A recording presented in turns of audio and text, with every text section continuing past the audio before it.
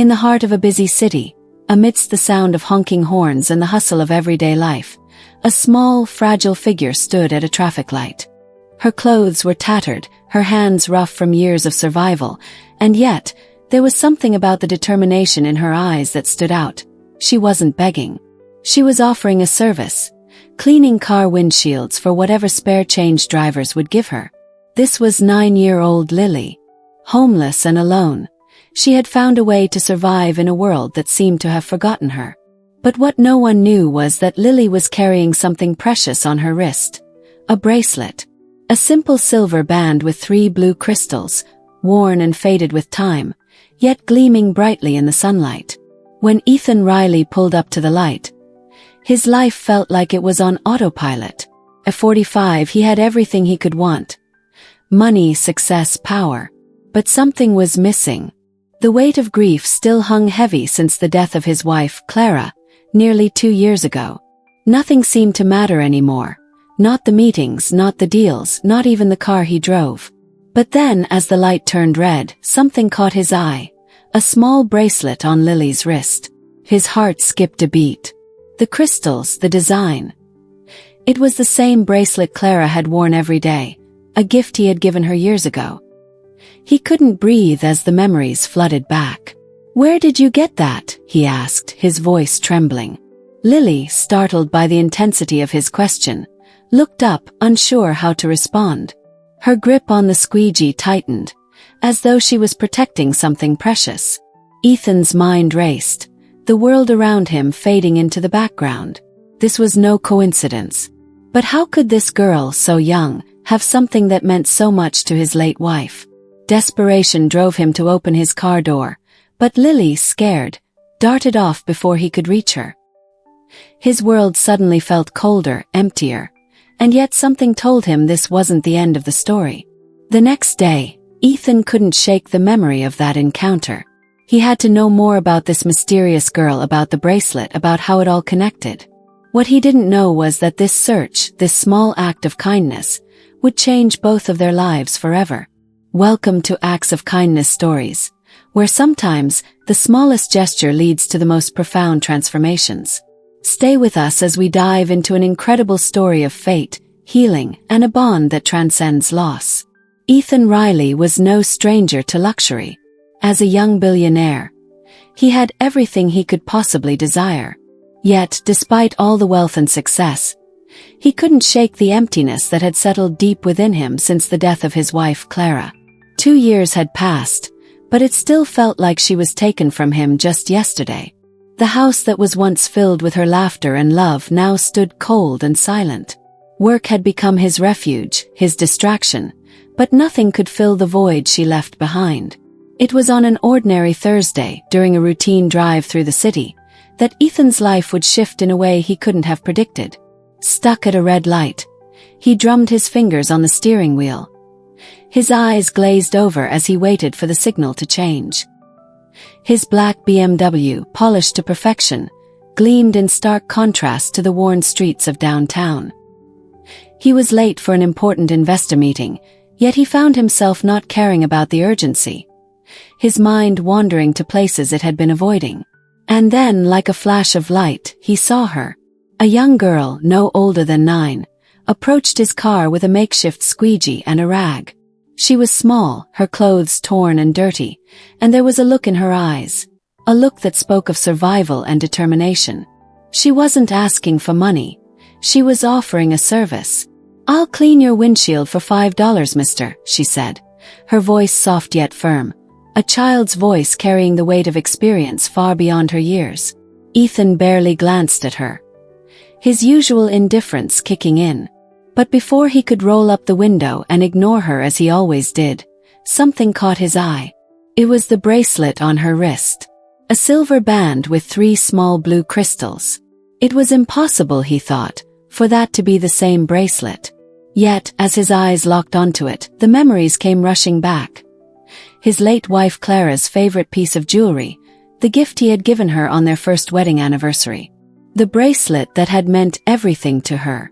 The bracelet that was supposed to be with her when she died. It couldn't be a coincidence. Ethan froze, his heart suddenly racing. The girl continued to clean the windshield, unaware of his internal turmoil. It wasn't just a simple piece of jewelry. It was a connection to Clara, to everything he had lost. "Where did you get that?" Ethan's voice came out louder than intended, harsh even, as he leaned out of the car window. The girl froze, her eyes widening in fear. She took a cautious step back, clearly startled by the intensity of his question. "That bracelet," Ethan said, pointing toward her wrist. "Where did you get it?" The girl hesitated, her gaze shifting between him and the busy street. "It's mine," she said, her voice small but defensive, as if protecting something precious. Ethan's mind spun. How could this be? Clara's bracelet. The same exact design, the same blue crystals, the same delicate shape. He couldn't believe it. He had to know more. Without thinking, he threw open the car door, intent on stopping the girl and getting some answers. But as the door swung wide, the light turned green, and a rush of cars honked behind him, impatient and unaware of the moment unfolding in the street. The girl, seeing his movement, darted away, her small feet carrying her swiftly through the maze of cars. Ethan watched, helpless, as she disappeared into the crowd, leaving him standing there, shaken and breathless. The world around him returned to its usual chaos, horns honking, people rushing, oblivious to what had just happened. But for Ethan, everything had changed in an instant. He sat there for a moment, trying to steady his breath. His thoughts were in a whirl. The meeting he had been heading to no longer mattered. The importance of his work, his investments, it all seemed meaningless now. All he could think about was that bracelet, the girl, the unexplainable connection between them. Ethan was no stranger to grief. He had buried his wife Clara 2 years ago after a tragic accident, and though he had tried to bury his emotions in work, the loss never truly left him. But this strange encounter felt like something more. Was it a sign? Coincidence? A moment of fate? The rest of the day passed in a haze. Ethan's mind was preoccupied with the girl and her bracelet. At his office, he told his secretary to reschedule his meetings, claiming he felt unwell. But the truth was he couldn't focus. He was distracted by the haunting image of the girl with the bracelet. He found himself going through old photos of Clara, looking for a sign, any sign, that could explain this strange connection. That night, alone in his house, Ethan couldn't shake the feeling that something was unfinished, unresolved. He thought about the girl, about her worn clothes, her determination. Was it possible? Could Clara have somehow given her that bracelet? Had she known this girl? For the first time in 2 years, Ethan felt a spark of something, a sense of purpose. He didn't know why, but he had to find this girl. He had to know the story behind the bracelet. The next day, Ethan canceled all of his appointments and returned to the traffic light where he had seen the girl. He parked his car at a distance and waited. He wasn't sure what he was looking for or what he would do if he found her, but he knew he had to try. Hours passed, and though he saw many people come and go, vendors, homeless people, children, there was no sign of the girl. Ethan returned again the next day, and the day after that. He didn't know how long he would wait, but something told him he had to. Then on the third day, as the light turned red again, he saw her. The girl, standing at the same intersection with the same makeshift squeegee in hand. This time he didn't hesitate. He stepped out of his car and approached her slowly. She didn't run this time, though she eyed him warily. "Wait," Ethan said gently. "I just want to talk to you." The girl, startled by his approach, took a small step back, clutching the squeegee as if it were a weapon.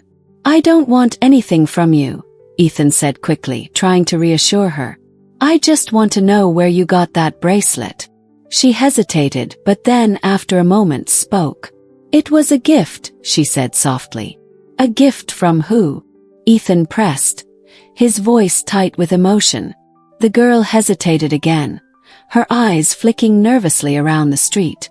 "From a nice lady," she said, her voice softening just a little. "She used to come to the shelter. She gave it to me for my birthday." Ethan's heart skipped a beat. It was Clara. The description, the way she smiled, the kindness in her eyes. It all sounded so much like his late wife. Clara had worked at a shelter, bringing books, toys, and joy to children who had none. He remembered now.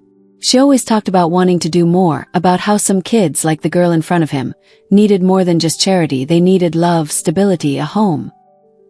He didn't show her the photo of Clara yet, but the resemblance was undeniable. Ethan's mind raced. If this was really Clara's bracelet, then this girl, Lily, as she introduced herself, was someone Clara had cared for deeply. But why had she run away? Why was she now living on the streets, cleaning windshields for a few dollars? Lily's eyes narrowed, a flicker of distrust returning to her face. She left, she said simply. She said she'd come back, but she didn't. Ethan's chest tightened. He could feel the weight of Clara's absence like a physical ache. But at the same time, he knew this wasn't just about Clara anymore. It was about Lily. This child had suffered. She had no home, no parents, no one to protect her. And Clara, his wife, had been trying to change that. But now it was up to him. "You don't have to go back to the shelter," Ethan said gently.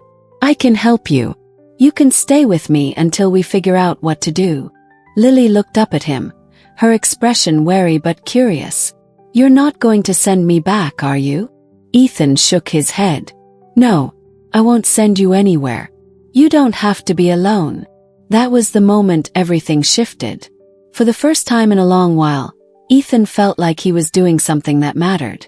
Something that could change a life. Lily hesitated but finally nodded. She was scared, unsure, but she had no choice. She was a child who had lost everything, her family, her home, and now, possibly her only hope of finding something better.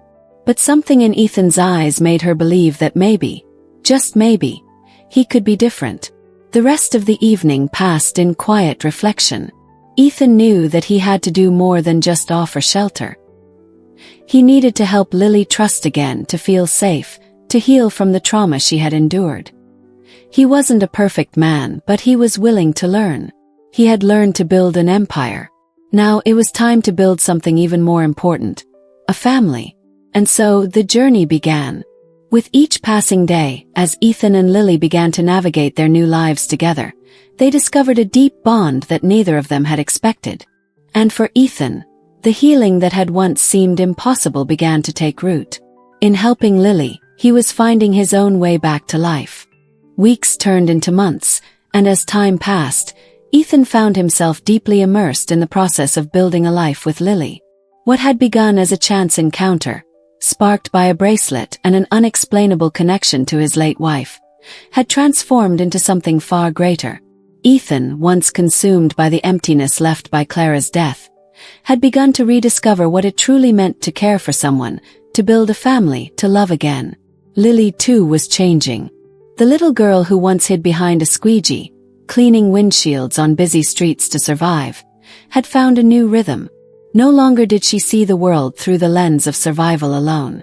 Instead, she was beginning to explore the possibility of safety, of a future, of dreams.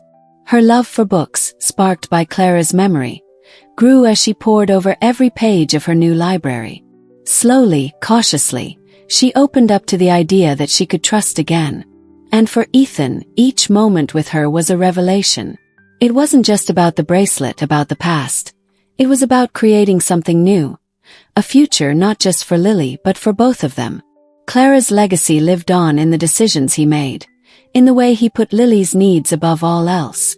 One day, as they were sitting in the living room, Ethan watched Lily as she wrote in her notebook, the very one she'd been given in the hospital.